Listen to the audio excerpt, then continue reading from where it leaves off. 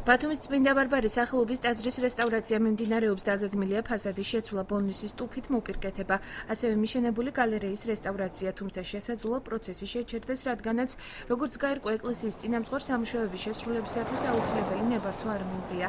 ტაძარი კულტურული მემკვიდრეობის ძეგლთან ნუსხაშია შეცვლილი. როგორც აჭარის კულტურული მემკვიდრეობის დაცვის სააგენტოში აცხადებენ, ნებართვა შესაბამისი სამუშაოებისათვის საქართველოს კულტურული მემკვიდრეობის დაცვის ეროვნული სააგენტო გასცემს.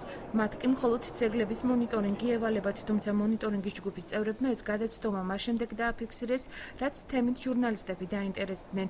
რაც შეეხება ეკლესიის წინამძღვარს დეკანოზი გიორგი მამალაძეს, ის მაცნესთან საუბრისას აცხადებს, რომ სამშენებლო პროცესის ნებართვის მოსაპოვებლად აჭარაში ყველა უწყებას მიმართა, მათ შორის მერიას და აჭარის კულტურული მემკვიდრეობის დაცვის სააგენტოს, რის შემდეგაც უკვე საქართველოს კულტურული მემკვიდრეობის დაცვის ეროვნულ სააგენტოს დაუკავშირდა. ნებართვაც უნდა იყოს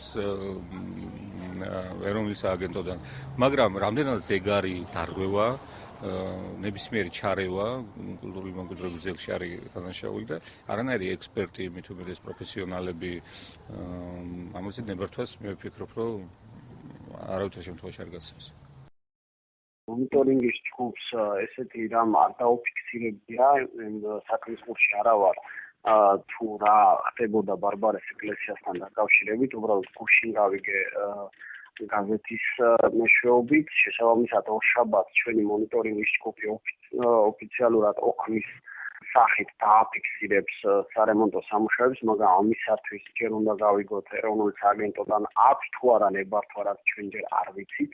კულტურული მემკვიდრეობის სააგენტომ ბათუმის ყოველ შემთხვევაში აჭარის გადაგვამისამართა თბილისში, ხოლო თბილისს რაც შეეხება იქ ჩვეულებრივად თბილისის მასშტაბით, საქართველოს მასშტაბით თუ ხდება რაღაც საკითხის განხილვა, პირველ რიგში განიხილავს საქართველოს საპატრიარქოსთან არსებული ხუროთმოძღვრების ცენტრი და ჩვენ შესაბამისი კანონით, ასე ვთქვათ, მოქმედებთ. თუ შესაბამისი მოთხოვნა შემდგომში კიდევ ერთხელ ვიმეორებ, რომ დღემდე ჩვენ არანაირი მოთხოვნა არ გვაქვს, თუ მომავალში ძეგლთა დაცვის სააგენტო მოითხოვს რაიმე საბუთებს ან სამუშაოების შეჩერებას, ჩვენ ვზადოთ კანონის დაცვის პარაგრაფში კანონის შესაბამისად ვიმოქმედებთ.